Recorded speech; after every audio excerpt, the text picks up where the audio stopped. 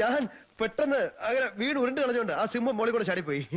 അപ്പൊ പിന്നെ ഞങ്ങൾ അവിടെ നിന്നെല്ലാം കൂടെ ജീപ്പ് എടുത്തോണ്ട് നേരെ ഹോട്ടലിൽ ചെന്ന് ഞാൻ പഴയൊരു തമാശ പറയായിരുന്നു. ഈ താലി എന്താ ഇങ്ങനെ? ഒരു മാല കോർത്തിട്ടൂടെ? അല്ല, അത് പണിയിക്കാൻ കൊടുത്തിട്ടുണ്ട്.